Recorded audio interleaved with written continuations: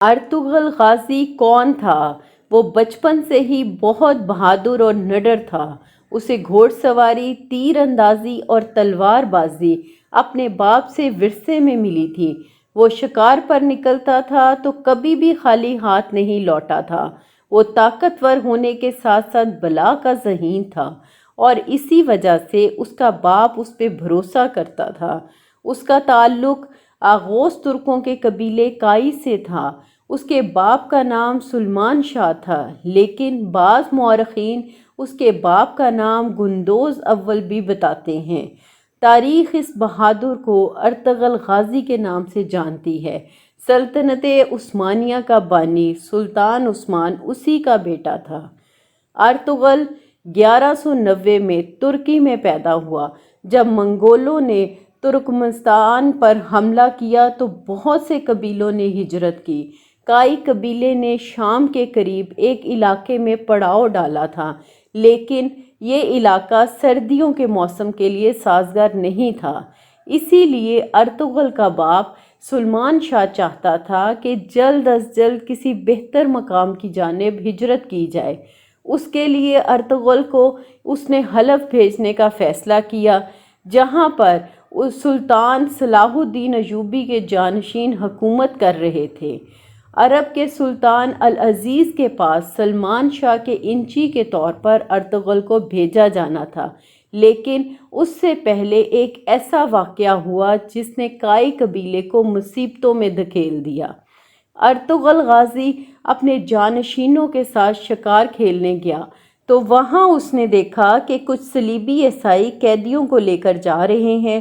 اس نے قیدیوں کو بچا لیا اور صلیبیوں کو قتل کر دیا اور قیدیوں کو قبیلے میں لے آیا۔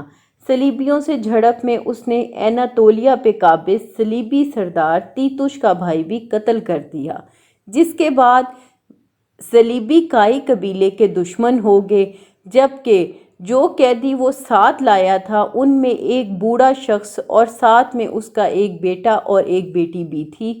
یہ شخص رومی سلجوق شہزادہ غیاث الدین تھا، جسے شہزادہ نعمان بھی کہا جاتا ہے۔ اس کی بیٹی حلیمہ سلجوق شہزادی تھی، جو بعد میں ارطغرل کی بیوی بنی۔ اس کا بھائی شہزادہ شہیر بھی اس کے ساتھ تھا۔ اس وقت تختی حفاظت اور بغاوت کو کچلنے کے لیے سلطان نے اپنے بھائیوں کو قید کر دیا تھا، لیکن شہزادہ نعمان کائی قبیلے کے ہاتھ لگ گیا تھا۔ اس کی رہائی کے لیے سلجوق گورنر نے ونگ کائی قبیلے کو دھمکانا شروع کر دیا، لیکن کائی سردار نے اپنی روایات کا پاس رکھتے ہوئے قیدی ان کے حوالے کرنے سے انکار کر دیا۔ جب ارطغرل حلب کے امیر سے ملنے گیا تو سازشیوں نے قیدیوں کے سلجوقیوں کے حوالے کر دیا۔ راستے میں ارطغرل سازشیوں کا شکار ہوا، لیکن اپنی بہادری اور ذہانت سے بچ نکلا۔ ارطغرل نے جو علاقہ سلطان سے حاصل کیا وہ صلیبیوں کے قلعے کے نزدیک تھا، اور اس میں رہنے کا مطلب تھا موت کے منہ میں چلے جانا۔ قبیلے کے سرداروں نے مخالفت تو کی، لیکن سلمان شاہ نے ہجرت کی اور قبیلہ اناطولیہ کی سرحد پر آباد ہو گئے۔ تیتوش نے اپنے بھائی کا بدلہ لینے کے لیے ان پر حملہ کیا۔ کائی قبیلے نے ارطغرل کی قیادت میں ان کے قلعے پر حملہ کر دیا۔ کائیوں نے صلیبی قلعہ فتح کر لیا۔ 1225 میں سلمان شاہ کے انتقال کے بعد قبیلے کی سرداری کا مسئلہ سامنے آیا، لیکن اس سے قبل کوئی فیصلہ ہوتا منگول ان پر حملہ کر چکے تھے۔ 1230 میں منگول تاتاری چنگیز خان کی قیادت میں چین اور ایران فتح کر چکے تھے۔ منگولوں کی ایشیائی کوچک مہم کا سربراہ نویان تھا۔ اس نے تمام ترک قبیلوں پر حملہ کیا اور انہیں روندتا چلا گیا۔ اس نے کائی قبیلے پر بھی حملہ کیا اور قبیلے کو آگ لگا دی۔ قبیلے کے لوگوں نے مشکل سے جان بچائی اور ارطغرل کی والدہ آئمہ خاتون اور بھائی گلدارو کی قیادت میں اپنے دوست قبیلے دو درگا چلے گئے۔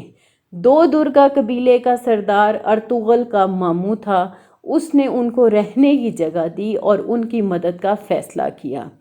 ارطغرل نے منگولوں کے خلاف لڑنے کا فیصلہ کیا، لیکن قبیلے کے لوگوں نے، اس کے ماموں اور بھائی سب نے اس کی مخالفت کی، لیکن ان کی مخالفت کے باوجود بھی ارطغرل خاموش رہنے والا نہیں تھا۔ اس کی دور اندیشی نے اسے بتا دیا تھا کہ منگول سکون سے نہیں بیٹھیں گے اور سب کچھ تباہ کر دیں گے۔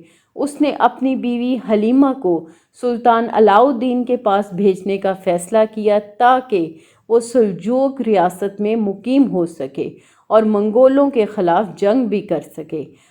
ارطغرل جلد از جلد سلجوق ریاست میں جانا چاہتا تھا۔ اس کے لیے اس نے اناطولیہ کے قریب کے علاقے کا انتخاب کیا۔ نویان کے خلاف جنگ کے دوران ارطغرل کو بہت مشکلات کا سامنا کرنا پڑا۔ اس کے ماموں کی وفات کے بعد اس کا ماموں زاد دو درگا قبیلے کا سربراہ بن گیا، لیکن وہ اپنی سوتیلی ماں اور غداروں کے ہاتھوں کٹ پتلی بن چکا تھا۔ ارطغرل کے قبیلے کا سردار کا انتخاب کیا گیا تو اس کے بھائی گرداروں نے سرداروں کو پیسے دے کر ساتھ ملایا اور سردار بن گیا۔ اس کا سردار بننے کا مقصد تھا کہ وہ ارطغرل کو اناطولیہ جانے سے روک سکے۔ ارطغرل کے بھائی کی پشت پہ سلجوق سلطان کا نامور کردہ وزیر سعد الدین کوپک تھا۔ کوپک ایک فتنہ پرور شخص تھا۔ وہ سلطان کو مار کر سلجوقی تخت پر قبضہ کرنے کا خواب دیکھ رہا تھا، لیکن اسے ارطغرل اپنی راہ کی رکاوٹ دکھتا تھا۔ ارطغرل نے منگولیوں کے سردار نویان کو جنگ میں شکست دی اور صلیبیوں کی سرحد پہ ہجرت کا فیصلہ کر لیا۔ ارطغرل کو ایک دینی شخص ابن العربی کی رہنمائی بھی حاصل تھی، جو کہ اس کے ہر فیصلے پہ رہنمائی کرتے تھے۔ اس کے ساتھ ساتھ ارطغرل کی بہادری کی وجہ سے ترکوں کی تنظیم سفید داڑھی والے بھی اس کی پشت پر تھے اور ان کے کہنے پر ہی وہ صلیبیوں کے قریبی سرحد پر ہجرت کرنا چاہ رہا تھا۔